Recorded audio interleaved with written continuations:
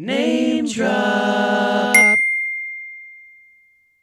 Oh, I love this. So this is the best part of the entire show because we drop our first name. Yeah. All right. And we could drop yours. Yeah. Let's do it. Daniel Gerard Breland. Yep.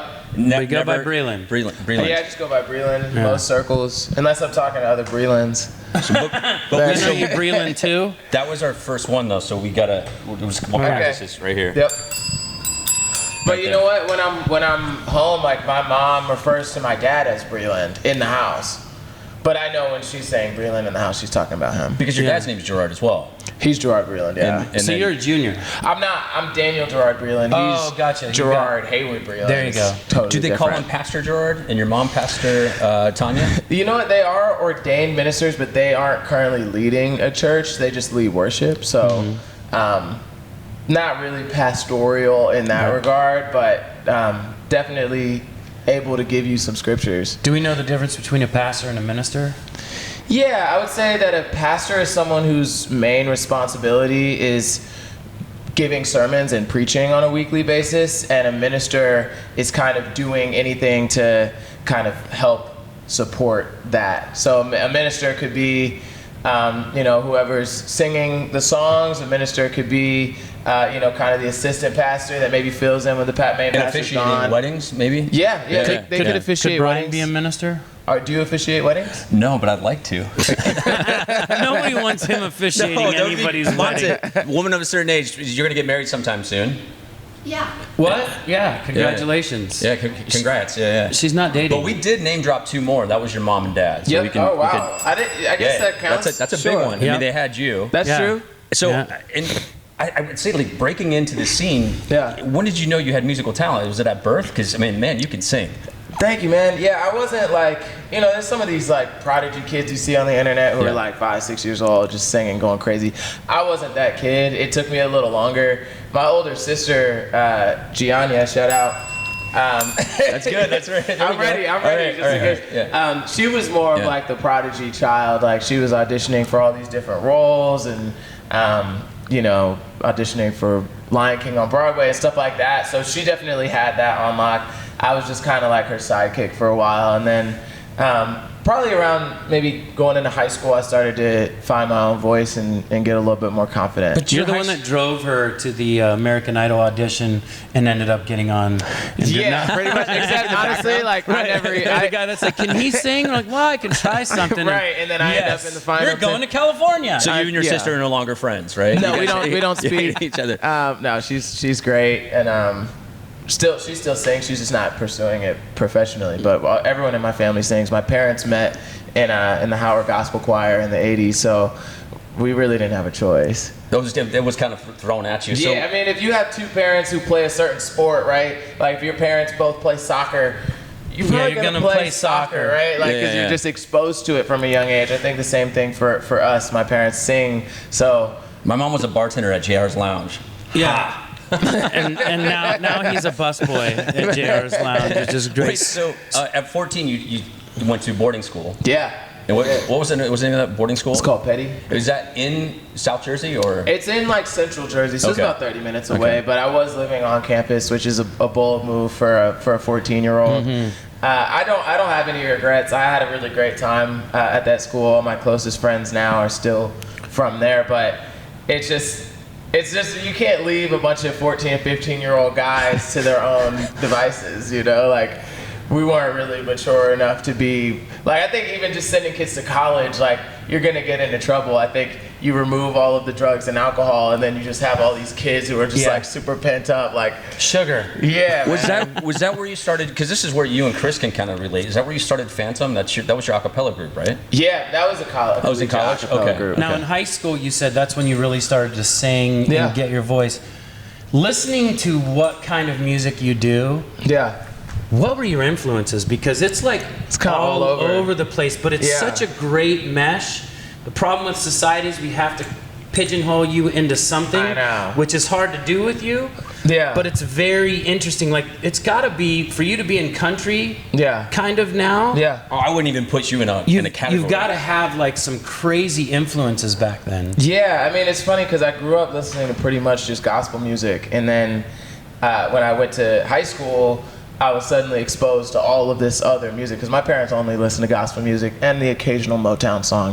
But then I got to school and people were like, what, you don't know the Beatles, you don't know Nirvana, you don't know, right. Like all of these acts that I really wasn't super familiar with. So I just started doing my due diligence and learning about all of these amazing bands and artists and entertainers from historically and present day that I wasn't really aware of. And that's part of how I got the kind of sound that I have now, which is just this hodgepodge of all the things that I like. Did you find a genre you kind of were pushed to, or you kind of were pulled to, I guess? Yeah, I think when you have a gospel background as a black singer, the industry kind of wants to push you into like R&B and hip hop, which are two genres that I really love and enjoy, and I definitely got my start writing in those spaces. But I also felt like, why limit myself to just those forms of expression? And I really loved the storytelling within country. I really loved the kind of intricacies of jazz, and I'm also a musical theater kid, so I'm like, how can I just kind of do what it is that I want to do? You linked up with somebody, Keith Urban, for one of my all-time favorite songs of yours. Was it Praise the Lord? Is that Keith is on Throw It Back. Throw It Back. Who did Praise the Lord with it? Was it just Thomas Rhett? I knew it was one. I knew it was one of the country guys. Did Keith play guitar on the track? Yeah, he played. I mean, so with Keith, he hit me up kind of during the pandemic. Okay, hold on. Keith just hit you up. Yeah, like I got a text out of the blue that said. By the way, he knows everybody. I know that. We'll get to Usher in a second. Keith sent me a text that said, "Yo, DB, this is Keith," and then in parentheses, as in Urban. And I was like, it sounds like the type of message that you would get from someone who was trying to pretend to be Keith Urban, but it was actually him. And around the time that text came in, I got another text from someone that was like, hey, I forget who it was, but he was like, hey, this is someone from Universal. I passed your number along to Keith. He may text you. And I was like, okay, so this is actually him. Yeah. So I hit him back and I was like, hey, man, like, what's up? was his text like Keith Urban-esque, like "G'day, mate, how are you"? I mean, I did you read it? I read it in the Aussie accent, but yeah, he told me he was gonna give me a call. He called me later that night, and it was like, hey, let me know when you're in Nashville. I would love to make something with you for my project. I'm like, I'll be there tomorrow. Yeah. Funny, I'm already in town, So when you're recording from Seattle, literally, I'm there. Like, I think I was in North Carolina at the time, so I literally just like left at like 3 in the morning and drove in, and I got to his house at like 8. He was like, you went to his house? Yeah. Yeah. Is that a recording studio in his house? Yeah, he's got a recording studio in the house, and also this was like pandemic time, so. We wore a mask. Didn't want to have like a whole lot of people around, so we were just at his house, and he has a studio in the basement that's kind of sequestered from the rest of the house. And I got there, and he was like, play me what you've been working on, and I just kind of recently done the hook to Throw It Back. I played him a couple other songs. He was like, okay, this is cool, and I just played him the hook of Throw It Back, not to pitch him on it, just to show him kind of where I was creatively. And he was like, oh, that's great, load it up, like let's get to working. And I was like, I don't think, like Keith is this song is about, it's about twerking, really, like throw it back, drop it low. You can blame it on the jack. He's sober, I was like, I don't know if Keith Urban is known for his twerking. I don't know if you know that. I was like, I don't know if any of this is gonna make sense for him, and I don't even know if he knows what we're talking about. I still don't know if he knows what we're talking about in that song. Did you have Mrs. Urban, aka Nicole Kidman, come down and twerk for you? Did she call herself Mrs. Urban, aka Nicole Kidman? She definitely didn't twerk. But what's crazy is when we finished the song, she was a big proponent of why we ended up putting it out, I think, because she was a big fan of the song, and he let me know that she loved it, the kids loved it, and that was enough for us to be able to kind of make a plan to put it out. But yeah, he played guitars and banjo on that. The solo is him on there. He had another verse that we ended up not doing, because then my label was like, that's 2 Keith verses and you're just singing the hook, that's not enough. Yeah. I was like, okay, so then I did a verse and he had a verse, and then it kind of came together. You did something with, this is from our era too, Nelly. and Kane Brown and Blanco Brown. And it was Ride With Me, and you were nominated for with best performance for CMT. But you were nominated twice in the same category on the same night. That is true. But the other one, there's other name drops. We just name dropped 3 right there. Okay. Yeah, it's pretty important. Got you. The other one is Gladys Knight. Yeah. That's probably one of the biggest name drops, which you did with Mickey Guyton. Also, for sure. So the CMT Awards 2021. I was supposed to just be singing my song Cross Country with Mickey, but it was a part of this medley that Mickey and Gladys were singing Friendship Train. And when we got there to rehearse, Mickey was like, Gladys, I know maybe you don't know BRELAND. He's a great artist. I would love to have him sing Friendship Train with us. And she was like, come on in, let's go. And so we ended up just kind of doing that, and then that ended up being nominated for a CMT award the following year. So shout out to Mickey and Gladys for having being willing to allow me in on a performance I really wasn't slated to be a part of. Now at that age, did you feel like, this is happening, like stuff's going on, I'm getting to meet these people? Were you like a sponge just soaking it up? I mean, you had to sit there and go, I gotta learn. Like, not only do I have to do my thing, but I have to learn everything these people know that make them who they are. Like, what was that like being on stage with them and looking at them like, okay, they kind of do that? Was there like stuff like that going on? Yeah, definitely sponging it up. I think it was a tricky time for me because all of the performances that I thought I was gonna have with my debut single having done really well, I thought I was going to be able to perform, but then the pandemic hit, so I didn't get to play my first show until a year and a half in. Was that My Truck? Yes. My Truck. Yeah, 2.6 million records. I think that's pretty damn good. Who sang that? Who sang that? Wasn't there somebody on that? We got you? Sam Hunt on that. Sam Hunt was we'll on it. Go ahead and name drop that. Yeah. And that was a really important collab too, just from,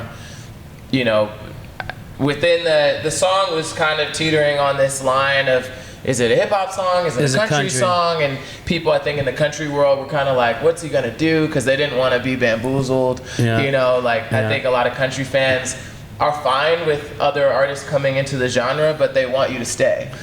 Speaking of exactly that, how do you feel about what Beyonce is doing now and dropping her? Because that's kind of what you're saying, that you've got these pop acts. I mean, Darius has done it.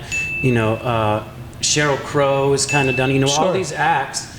Aaron Lewis from Stained is big in the country scene now. But a lot of times too, that's them going, you know what, this is what I made it big with, but this is my roots and this is where I came from. Like, how do you feel about with Beyonce? I mean, look, dude, she's from Houston, Beyonce. Texas. First off, this isn't her first foray into country music.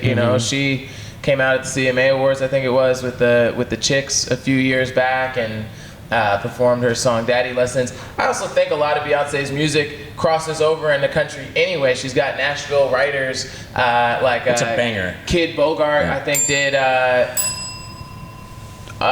Irreplaceable. And I gotta check on that. I'm not sure if that was that, but yeah, I mean, she has songs that if other artists were singing them in the country world, they would probably be country songs.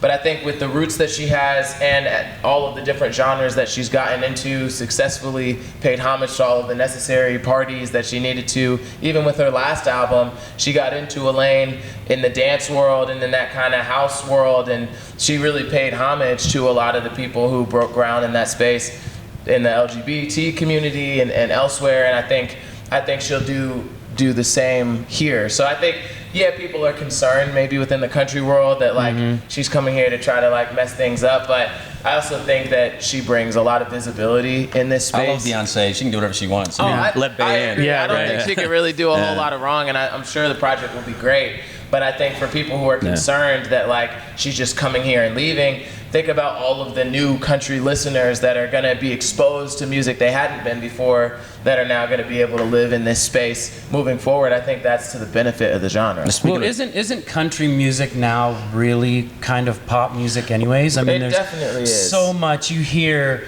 these big acts, these Jason Aldeans, these Thomas Morgan Wallens, the Morgan Wallens, Zach Bryans, all these people who are getting hip hop influence, number ones, and have all of this. Jelly Roll has got a lot of. And people who are literally breaking ground with these massive records and massive albums and huge tours, which country music has kind of always been known for. I think people are, you know, for a long time, I think for the last 10 years or so, hip hop kind of dictated how the rest of the genres approached making music. And now I think country music is kind of dictating how the rest of the genres are making music. And I think that shift is really special, and I'm excited to be able to be a part of it, you know, and help guide that conversation. It's nice to see, like, you know, you see these big country stars like embracing like hip hop artists. Like, remember with Tim McGraw and Nelly, you know, back in the day. So that was like that great crossover. And to see you like basically go from country to gospel to hip hop and come back. You have a home anywhere you want it. Oh, we started that, by the way. NSYNC in Alabama. Just want to throw that out there. Come on, man. We did, yeah, let's give Alabama some shout outs. Yeah, we kind of, we did a song. Actually, they redid one of our songs. I think which one? God Must Have Spent a Little More Time on You. And that was, and we got to perform on the CMAs, and amazing. You know, we came in, and it was cool because back then it was a lot different. Back then there were a lot of eyes, you know, oh, pop people coming into our world. Right. Now I think country music realizes that it is so poppy, that there's no, you have to label people because you have to know that this is a certain style that I like. Like even in pop music. Sure. You know, pop music, you've got R&B, you've got rock, you've got all these different things. Hip hop, rap. But there's certain things like maybe I just like hip hop. But I still like the pop hip hop.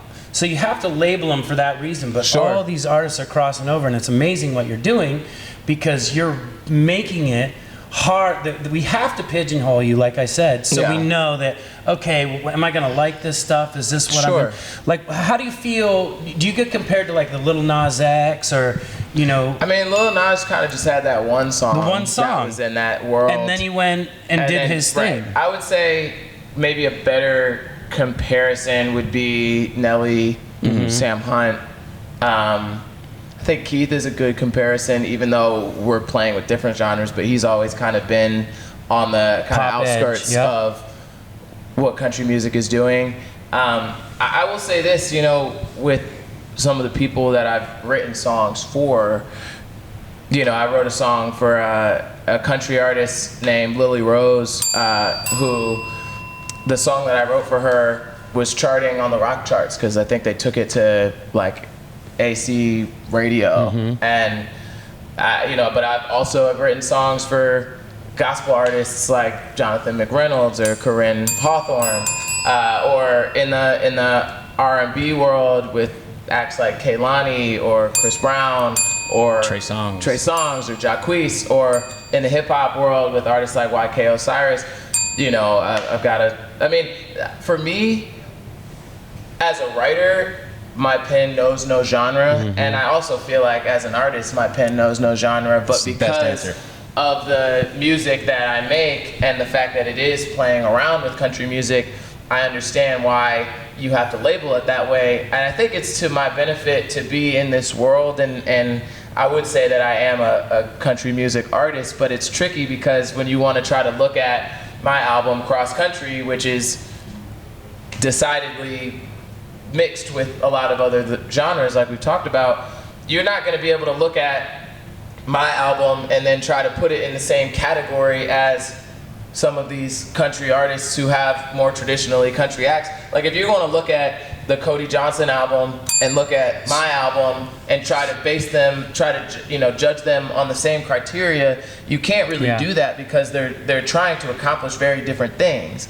So I think for when it comes to like, you know, some of these award shows or, you know, Grammy considerations, it's almost tougher for me to get recognition with some of these types of songs and some of these types of projects because if your criteria is looking at it as a country album, I'm probably not going to hit the mark. But if you're looking at this as a fusion of genres, then it might stand on its own. Well, it's also easier being a country or being a writer and being broad. Right, Because 'cause other whoever you people write are it gonna be for, they singing can those take it and songs bring in and their genre. doesn't matter. But being an artist, Right. you know, we have to know. I have to know going in, what am I going to hear when I hear Breland? Like, Right. is it going to be something that I like? And that's why we all go, okay, what is he? What is Right. it? But it's cool because you're kind of like a trendsetter, you know, in your own way. Like, everybody has their little things that they bring to things, and what you're bringing is this really cool style and this really cool music that, you know, you are the first of your kind. Sure. So it's almost like you've got people you've seen that have changed and Yeah. have changed music. I mean, you even look back at like Brooks and Dunn. Yeah. You know, Brooks and Dunn took, you know, country music into this whole new, Garth Brooks Right. took country music into this whole Global. new realm. This I mean, the whole- analogy would be. By the way, I didn't ding too For sure. But it's more. It's like it's almost like you're this utility guy. We're gonna go to a baseball analogy. Sure. Like you're in a utility. Utani. player. Yeah, You're like a Utani. Yeah, you right, can right. pitch. You've never seen it before. Yeah, Somebody who right. can Who can pitch pitch 100 and miles hit. an hour Yeah, and hit home runs. And yeah, exactly. I mean, one of my favorite collab that you've done is with Hardy. And Yeah. here we go. yeah, George Hardy. Bentley. Hardy and Dirks, for sure. Beers on Me, and one of the best lines ever. I was like, this, you obviously wrote what you. Yeah, I remember. I like my drinks like my roof on the house. Yes.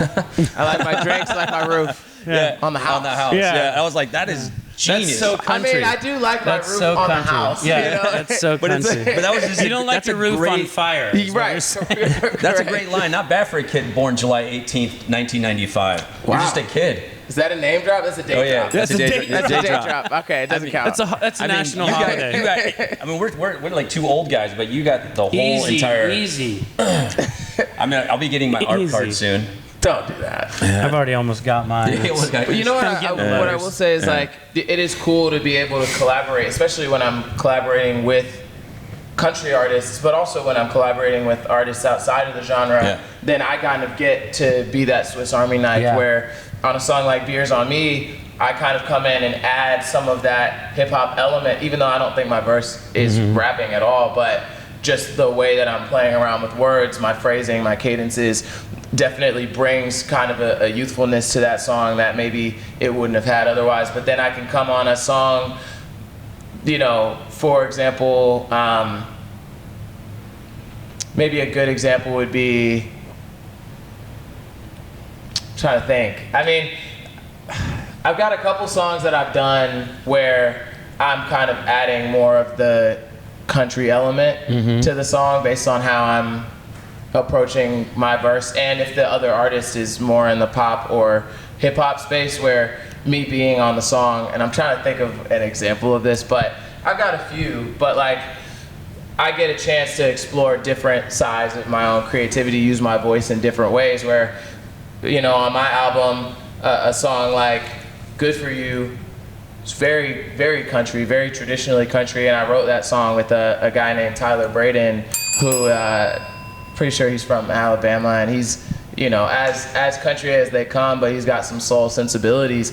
On a song like that, I'm exploring, you know, being able to use my voice in that way, but then I can also come on a song like Throw It Back or My Truck and kind of do something totally different. And I think when we talk about genre and whether or not you're, you know, listening to an artist like, oh, am I gonna like this? How do I categorize this? What am I looking at here?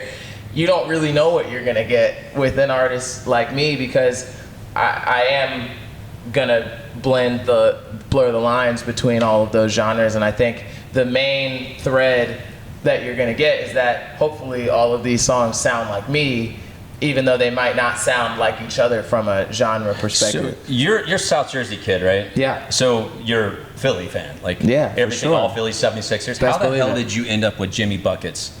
I That's know. your boy, isn't it? Yeah. Jimmy Butler. He's like tight with Jimmy Butler. But one of the craziest things I read. Are you guys in the studio? We are. One of the Yeah. greatest shooters of all time. You're like, Yeah. Are you?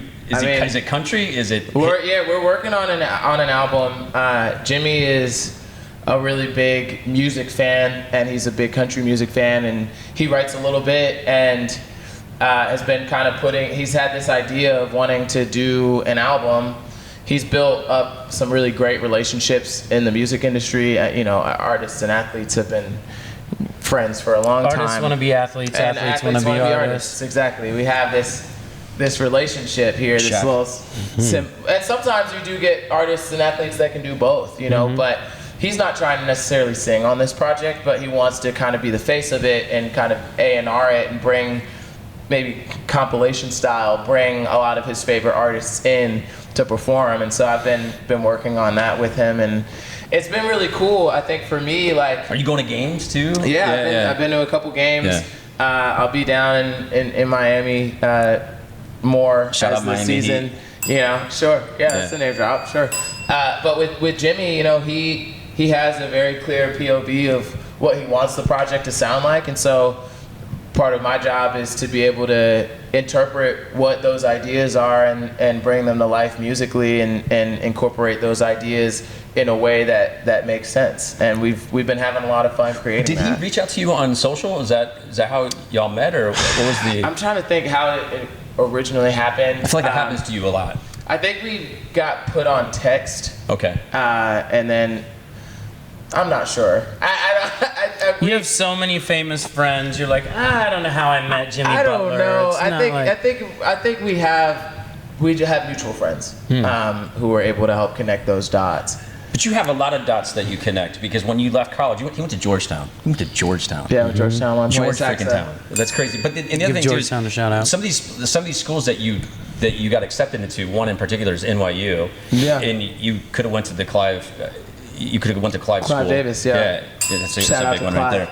But you said, now I'm going to go to Georgetown, and you studied. Was it finance or was it marketing management? But in the business. I mean, school. you went to Georgetown. No, but I have to say that it was not finance, because low-key finance and accounting, I almost failed those classes. I'm not built for that. But you know, I wanted to be able to understand how the business side of things works, because all my favorite artists, like longevity in music, it comes partly from the music, but also from your ability to move as an entrepreneur, you know, to be able to see yourself as a business, to be able to scale up other businesses, to be able to invest in the right kinds of startups. And you know, for me, I wanted to make sure I understood what that whole landscape looked like, make sure that I can be involved when a deal comes to the table. I want to be able to negotiate it myself. I want to be able to know what value I'm bringing to the table.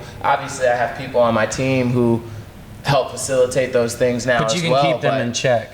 That's you know, the main thing. I want to be able to be involved in all of the aspects of my business, because when it's all said and done, like, that portfolio is going to be what I retire on, whether that's, you know, actual investments that I have, but also even just being able to understand what my catalog is worth. So when we're done with this, can you call my son in? He's in college right now. Yeah. He's 22. Just talk to him for a couple hours. Let's do it. Let's do it. But so after you finished with Georgetown, you took your acapella group, Phantom? The Georgetown Phantoms. Georgetown Phantoms. So that's kind of like Chris's thing right here. So you left. Did you all go to, or did you stay in Georgetown, or did you go to Atlanta?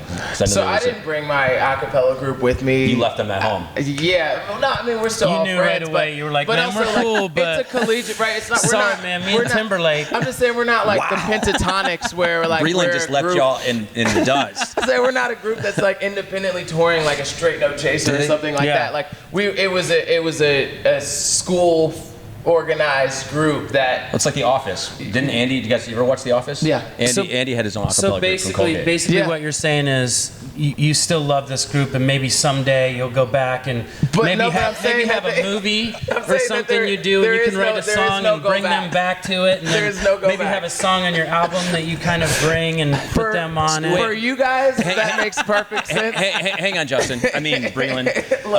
I just wait. Sorry, I was just venting for a little bit there. If I start to tear up, I'm sorry. That moment was beautiful, by the way. But for context, like, this group was never a freestanding organization. It is a Georgetown University sanctioned group.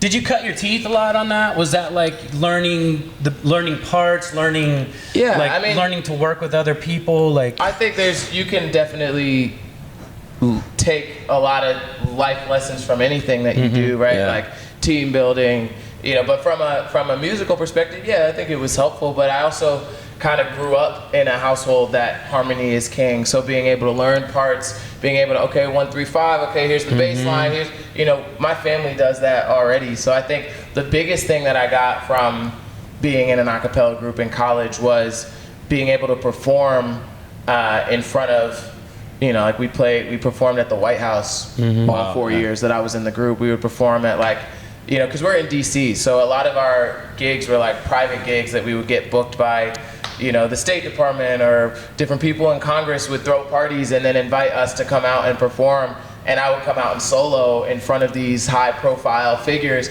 I think that was important for me, just developing confidence as a vocalist, where confidence and contacts. Yeah, you know, 6 years later, now I'm performing and playing shows and playing these private gigs and doing these televised performances, where I would say having that background in that a cappella group was useful, but it wasn't like I was going to bring that group with me on tour or anything like that. We all graduate, and then the group consists of new students who go to school. So you left Phantom in the dust. Do you still talk to those boys? Yeah, we're all still buddies. I'm not trying to start shit.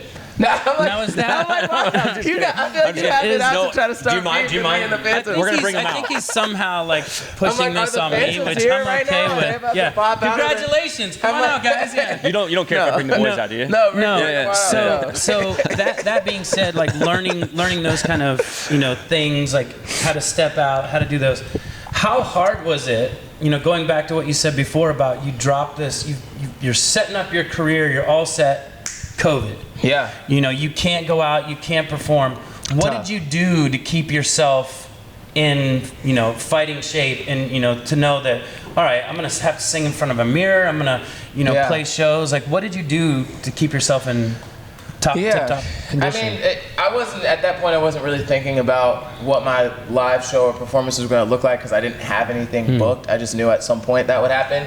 I think the biggest thing was trying to maintain momentum through releases, you know, so trying to make sure that I was staying in the studio, writing songs, putting songs out, because also this is so early in my career. I only had one song out when the pandemic hit, so making sure that I could continue to drop music, play the digital game, continue to build an audience where when it would come time to perform, I actually wasn't just playing covers or just playing songs that no one had heard, but I could actually be in a position where I had a couple EPs out, a few songs, a few collabs. So like, you know, for example, like when I first came to town, I just started writing with as many people as I could, and it was a really good time because most artists weren't playing shows at that time. We were all on lockdown, and so it made it easier for me to connect. If you're in Nashville and y'all are here, like, it's tough to connect with artists because most of us tour most of the year, so it's hard to even like get a hold of people to even get in and write with them. But I got to write with a lot of my favorite artists and connect with people. You know, when I first came to town, I did a song with Gary LaVox from Rascal Flatts. Yeah. What a voice. A great voice, and the song we did is fantastic. But, you know, that was 2 weeks after I moved to town. I was in with Gary, you know. That probably wouldn't have happened if I had moved to town in 2018 or in 2017 before the pandemic, because he probably would have been on the road and I probably would have been on the road, and who knows when we would have connected. You know, I got a chance to write with some of these people that I wrote with. Songs haven't even come out, but just to be able to see how they work and to be able to form those relationships with guys like Kane Brown, with guys like Shay Mooney from Dan and Shay. Playing tonight. Yeah, playing at Bristol. You know, but like I got a chance to get in with these guys and write with them and create music. Whether those collaborations ever materialize into songs that we will hear in the public, I think it was important for my confidence and just my ability to know, okay, there are people in town who don't. He gets so nervous. It's your talent. There are people in town that understand what I'm doing and they find value in it, and we're able to make great music. Well, I'll tell you, one thing that should help your confidence is the fact that these people want to work with you. Yeah. You know, I mean, this is a town where people are busy. Like you said, they're traveling. For sure. Their time is of the essence. Like, if you get somebody's time, that's the best thing you can get from somebody. And a lot of people are giving them your time. Like, that's like, you've got something going on because people want to work with you. That's got to feel great. No, you've got to feel It- like you're on to something. It is great. And I thought of one where I get to kind of be the country element of the song. Is I have a song with Shania Twain. What? And, I got a new one? Like it came out last year. Okay. But Woman of certain age? Yeah. No, I'm just asking you the name of the song. It came out last year. Thank you. There we go. But with Shania, she initially our relationship started because I sampled one of her songs, interpolated one of her songs in mine, and we had to get it approved. And she ended up really loving the song and was like, "Oh, this is great." The biggest crush on her. Oh, same. Yeah. I mean, still. I mean, Did you film? Did you guys record here, or did you go to Switzerland? We recorded here, and so she was doing a deluxe for her album, and brought me out to tour with her, and we got to sing that song that we did together on the road.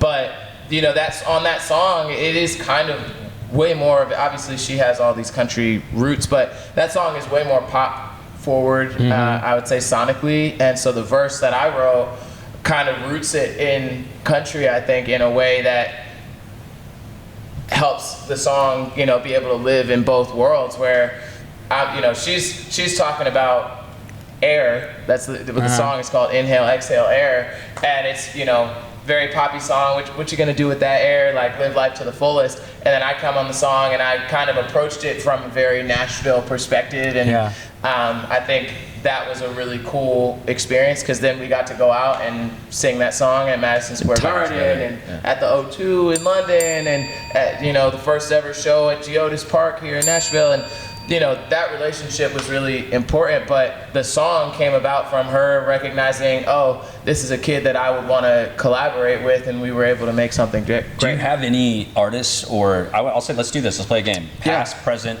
or future. Let's go. Past artists that are no longer with us that you would have loved to have collabed with. Present artists or future artists. I mean, I feel like Ray Charles would have been a really cool one. Past, I just think, and Ray Charles low-key is a country artist as well. He put out a couple projects that really blend the genres, and obviously blues and country sit right next to each other. I would say present artists, I think me and Casey Musgraves would make something great. Shout out to her. I think she's fantastic. And then future artists, like NSYNC or something. We're not future. I think we're past, present, and future. I think y'all like past and present for sure, but I don't know. Future is reference. Future's got to be like artists that like haven't even fully broken yet. There's a kid in town. I don't think he's even signed yet. A kid named Cassius Culpepper. Shout out to him. I don't even know if he knows that I'm watching his stuff, but that's the best. I think he's really talented, and I like the way he writes, and real kind of old school country sound. But we would probably be able to do something pretty cool. I'm keeping an eye on him. Now, being here, is it a lot easier to find new artists that you're like, oh man, I want to work with that guy? Like, how definitely. You go downtown? Like, what do you do to go find these people? Or you know everybody, so you're probably like, hey, call me. I keep an eye out. I mean, I'm at a position now where I'm not like a huge artist, but I do think that I have a platform to be able to help bring people on. I would say someone who's like an up-and-coming artist that I think is really dope, a dude named Dalton Dover. Love. Absolutely love. He's fantastic. He's got a big voice. And I'm bringing him out to sing with me at the Ryman for my annual Breland and Friends show. And I always do it. I try to keep a good mix. With Breland and Friends, we bring out a lot of more established artists that people know. We got Walker Hayes coming out this year. We got Anthony Hamilton coming out. We got Josh Groban coming out.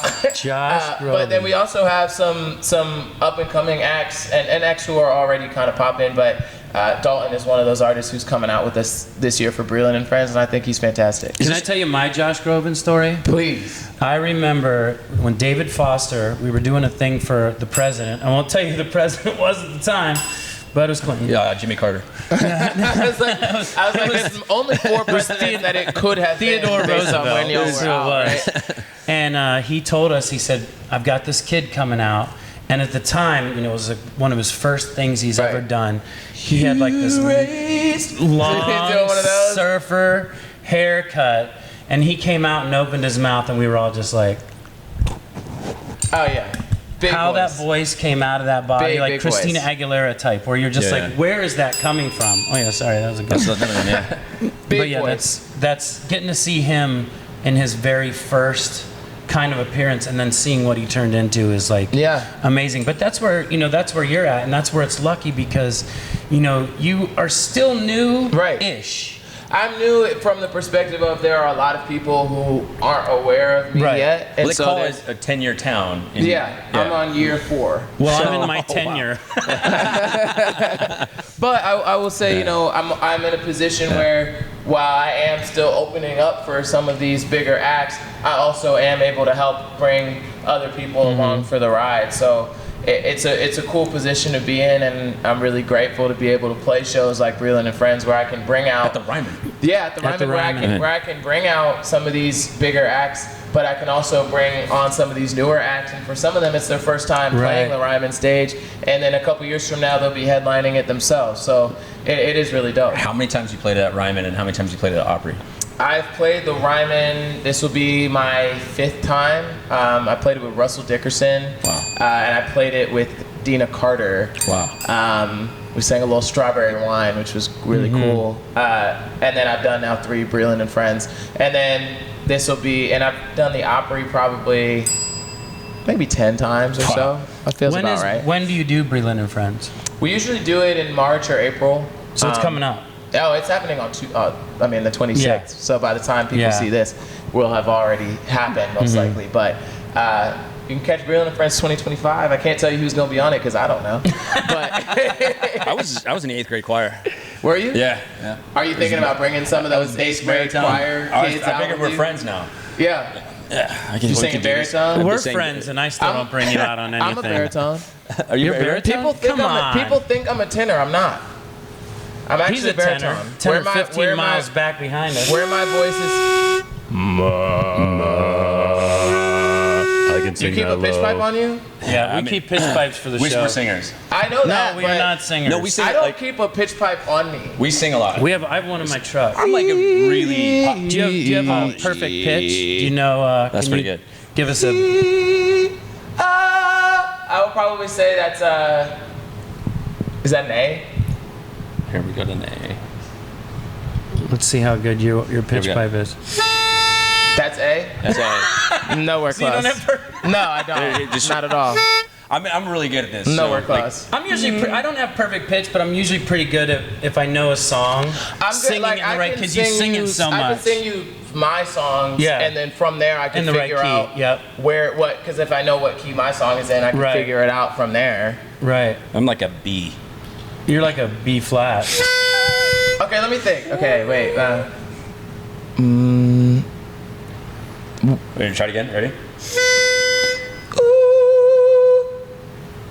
Okay, just so you know, just because you can sing low doesn't mean you're a baritone. No, I'm a baritone because that is where my voice is most naturally resonant. Really? Yeah.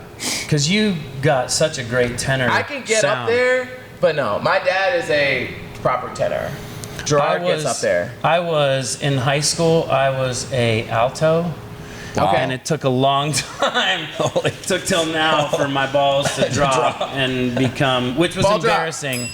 Ball drop. That's a podcast you're on next, by the way. Ball drop. That's a little. Our shirts are off. Yeah. No, sitting in choir was tough because I'd sit. They'd have the guys in the middle, the altos on the right, and the sopranos on the left. And when we would sing, I would have to sit with the altos, but I'd sit on the edge of the guys, so I wasn't the only guy in with the girls. But eventually, my balls dropped, and now I can sing a little lower. Let's try it. Let's go to E. Is this wait, tell me this. Is this a D? That is. If it is, I'm gonna be impressed. If it's no, but if it's not. Yeah. Okay. All right. Wow. How I got there was I was thinking of my song. Wow. There you go. Cross country. Right, in cross country, that's a D. Yeah, you So know I was like, exactly. That's I was like, I can redeem myself. So I don't know how we would describe that, but in a way, we have perfect pitch because it's relative you pitch. know when you're relative, right? Yeah. you perfect know where pitches, you don't need anything, right? You just know what it is. Relative pitches, okay, I know this is where this song is, and then I can kind of work my way to it. Okay, braggarts. And he has no pitch. I have so much pitch. So that's Sing that note. I was fast pitch. No, you got slow that. pitch. No. Yeah. Oh, that was the most That timid. just lacked confidence. No, it's just, But he's you like, had it. I'm That was sitting right. between like a CMA like artist and a Moon Man guy over here, and I Moon Man guy. 8th grade choir. Yeah. Here we go. This is E. Why did it slide into it like that? I told you There it his is. pitch Okay. pipe has no pitch. Yeah, that pitch pipe was That's how off pitch Brian is. No, you know it's I burp. I had a burp. Oh, Yeah, you burped okay. when you Is that did it. what it was? Okay. That was a burp flat. That's a good These one. aren't great. Oh, come on. This, you know what it is? These fucking. Are we doing name drop? Give it to me. Okay, so here we go. Name drop. So this is how we end our show. Yeah. And by the way, before we go, is there anything that You want to plug? you got coming out? Yeah. So I'm in a movie that just came out today. But when they see this, Is this it'll Roadhouse? be- Roadhouse. What? Roadhouse. You're in Roadhouse? I'm in Roadhouse. No Jake Gyllenhaal, way. Conor McGregor. No Okay, this way. is big. We Danielle can't leave Melchior, yet. So okay, are you in it? I'm in it. Do you sing in it or do you fight? I'm singing. Do you fight? I'm not fighting, but there's a fight scene that happens While you're I'm singing? singing. Oh wait, is that the scene where? The Jeff Healey scene. Yeah. That's my scene. So they throw stuff at the chicken wire. Yeah. Oh my Get god. out of here. Check it out. Are you blind in it? I'm not. I'm playing me. For the Because I'm night. playing. really I'm playing Praise the Lord. Oh wow. Oh, Okay. nice. Okay. Yeah. Fantastic song. Yeah. It's a Wow, great this moment in the this film. is going to be big then. This is going to yeah. be cool. Yeah. I'm excited for it. Will you sign his movie poster? Yeah, you So you have I a got a whole Roadhouse bunch poster. of like stuff in the back for you to sign. Yeah, no. Okay, this is where we go to. Name drop. That's it. Name drop. Oh come on, guys! Name drop. I've been practicing this. All right. Let's try our best. How about you two do it, and then three of us will do it together. Name drop. Name drop. Name drop. Name That's drop. us. Name drop. Name. Name drop. That's you. Name drop. And then you're going name drop. Then we're gonna do go the- name drop. Ready? Okay. Set. Go. Name drop. Nope. It didn't quite get there. Wait, Nope. hang on. Wait, it was me, right? Name- Wait. Oh, I go Name drop. Wait. Name No, you're doing my drop. octave. Name drop. Yeah. Name drop. Name drop. Name drop. All right. Ready. Set. Go. Name drop. Nope. He's dropping down. He's. He can't do harmony. drop. He can't do Let harmony. me give him the lead. Okay. Name drop. You do. Name drop. Wait. Ready? Name One. I can't go that drop. high. That's you. Name. You got it. Name drop. No. Name drop. Name drop. I don't think this is gonna happen. How about if we just We'll do just like do what we we wanna normally do? What do you normally do? Yeah, we Just- just name drop. No, that's a little high for me. God, Let's man, play it's a just, gatekeeper. Okay. we can't have singers on the show Name anymore. drop. We'll just do it there. Name That's for you. drop. Can you hit that note? You're saying this is never gonna- Name. You can- Name. We're gonna try our best. All right, By the way, here we call go. him Scoop. Let's go. Name That's drop. what the pitch pop is doing. All right, here we go. Name. One, Name drop. 2, 3. Name Drop. You eventually got there. We got there. Goodness gracious. Well, this has been fun. Hey man, thanks for I coming gotta be on. honest We with you, man, appreciate that was really awesome. Thank And you, guys. I'm so Sorry, embarrassed. my hands We're not sweaty. gonna air that, You're are we? good. So let's do No. this again. Right? We'll the whole try, thing? yeah. The whole What? thing again? Start over. Thank you so much, No man. problem. You're so talented. Man. Easy. Name drop.